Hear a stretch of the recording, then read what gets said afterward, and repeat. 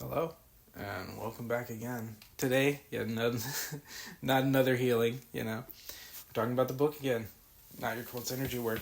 Today, I just wanted to talk a little bit about the exercises. So, the first 80 pages of the book is just stuff you need to know, also a Kundalini exercise. It goes into, after that, the different parts of the book, which are the exercises. So part 1 is awareness of the energy body. Part 2 is shadow work of the energy body. Part 3 is alchemization of the energy body. Part 4 is interconnectedness. I changed it. Interconnection of the energy body.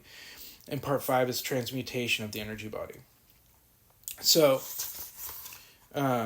we start in part 1 with becoming aware of our energy body. So we become aware of sensing and being able to connect with our energy body.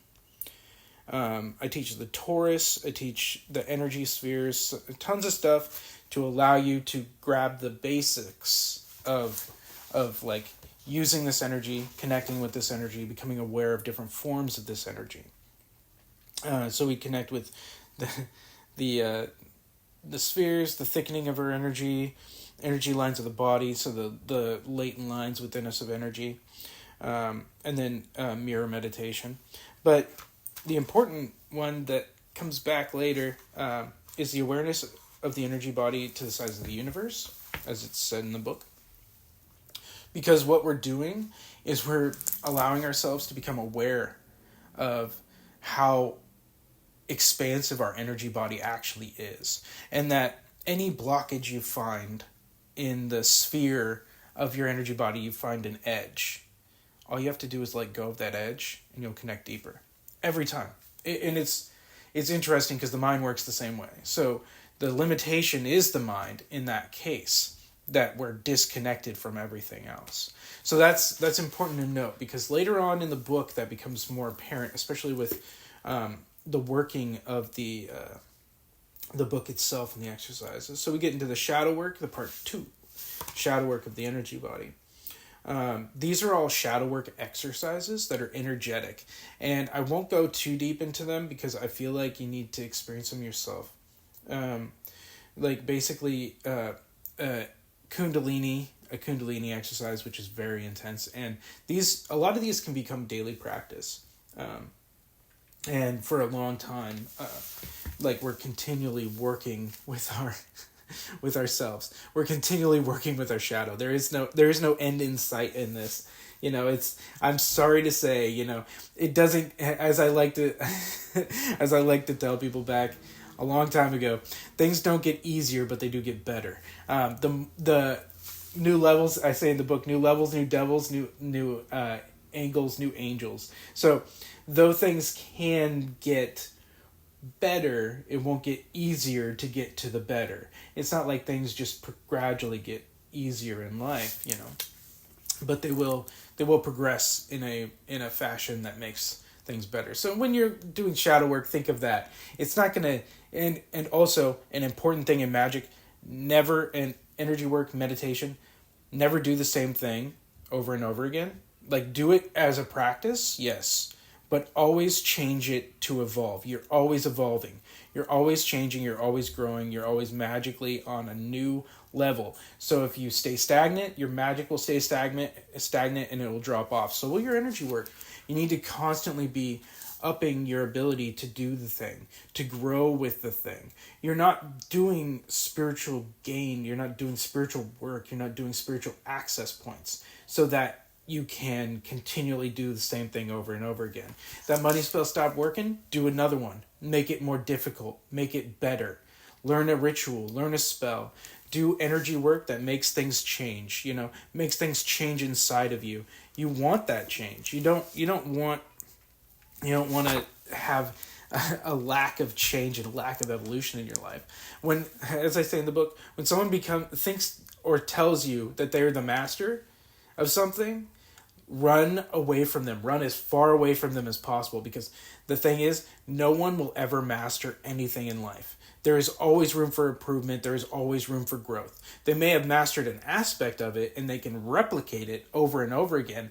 that does not make them a master of the thing. It makes them it makes them have the ability to replicate and basically just try to seek the same result, which is insanity. If you're doing the same thing over and over again, seeking this, and you're seeking a different result, it's not about the result itself that matters. It's the fact that you're just continually doing the same thing over and over again. Whether that is a point of disconnection for some, or if it's, or if, like I like to talk about, access points, if it's an access point for others that allows you to understand your functionality, physically, mentally, spiritually, energetically, that it's a growth. We're continuing to grow. We're not stagnant, because if you're stagnant, you're gonna, the results, down. I don't think I got it in the camera. So it's like, it's a slope. It's, I could go on and on into this, but I hope you understand. And it gets into some Kundalini work too, some deeper Kundalini work. So, getting to part 3, alchemization of the energy body. Here we are getting into the aspect of connecting with our golden light, and drawing down light, drawing up light, moving the light. Like, the whole purpose of alchemization is we're alchemizing the light inside of us. There's a lot of functions in this. I talk about working with chi energy, cycling energy in the aura, cycling it out of your auric system, which you can use with the torus too. So, but we'll get to that. And then we learn an important part that we come back to later in the book, of the psychic energy. We start sensing the psychic energy, because the energetic system, the energetic body, is different from the mental body. So not the mental body, the psychic body. So the psychic energy, the energy of the psychic self, is different than the energy body itself. So these are two separate concepts, and we become aware of that in this. So in alchemization, we're going back to the awareness, and there's other exercises in there that are, you're alchemizing the energy inside of you, you're drawing things in, you're pushing things out, you're learning how to work with it. So the interconnection of the energy body, part 4. This is, I loved creating these exercises. This is probably my favorite part, even though it might not be other people's favorite part. It's mine.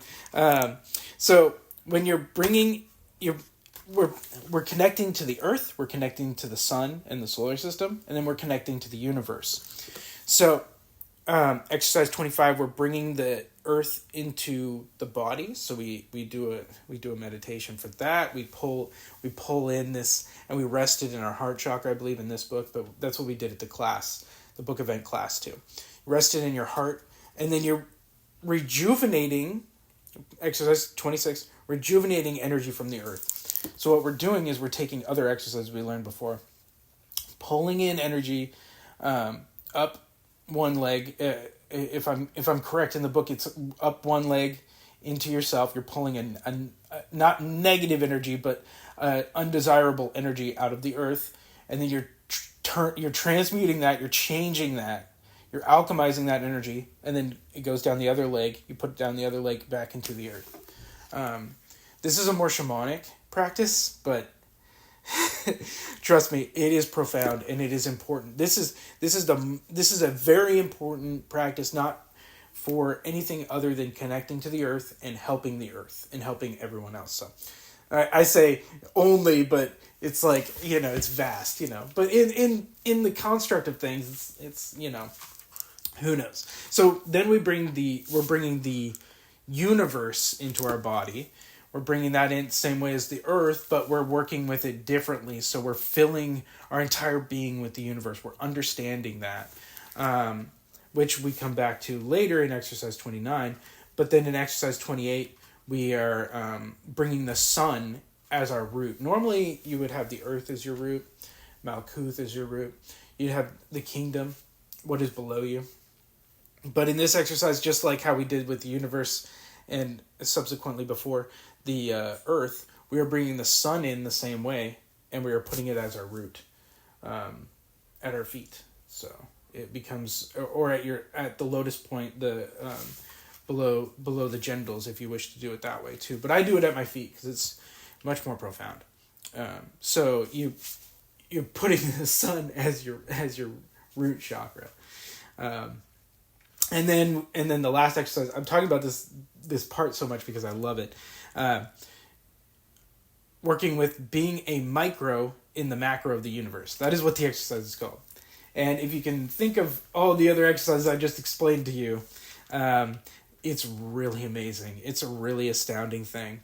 And then finally, part 5, I almost did 4. 5, transmutation of the energy body. So these are all exercises that are sealing up and connecting all the lines between the exercises that we did.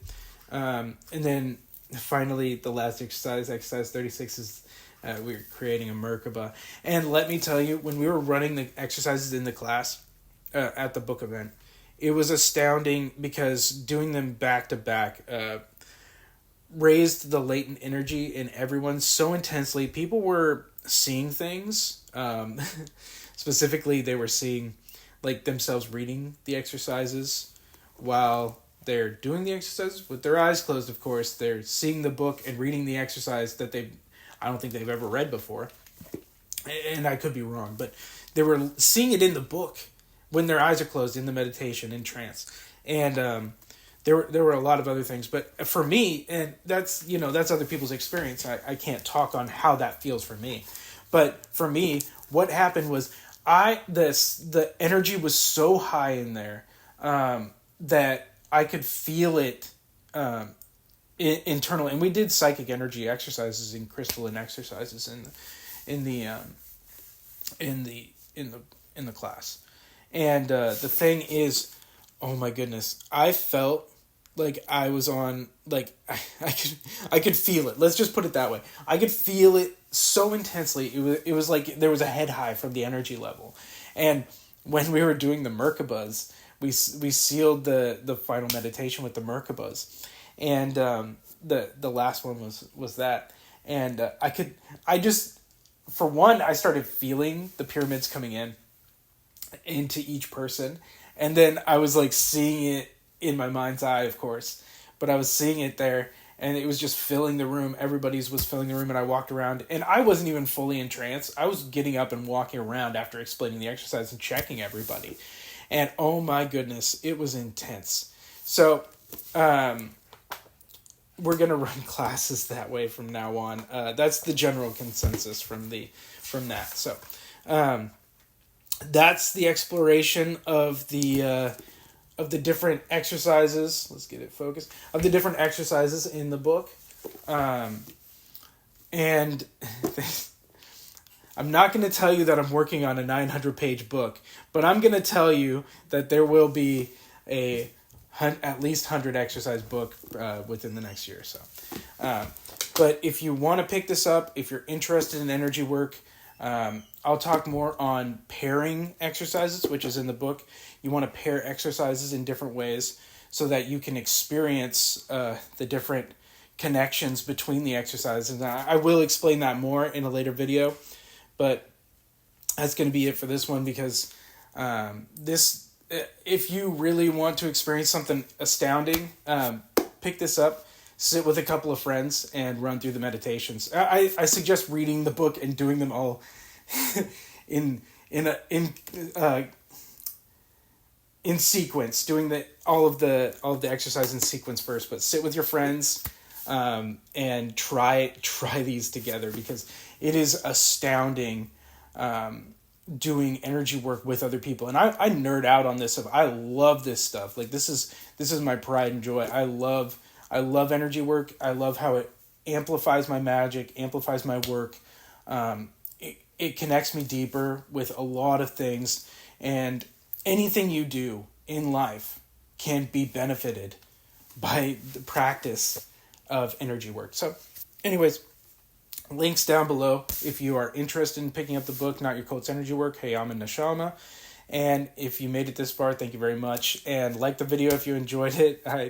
These have been kind of fun to make. So if you have questions about the book and you can't ask me directly, put it below. If you like healings, we got plenty of those and more to come. So thank you very much for watching the video. Subscribe if you'd like. And I hope you have a blessed day. Thank you.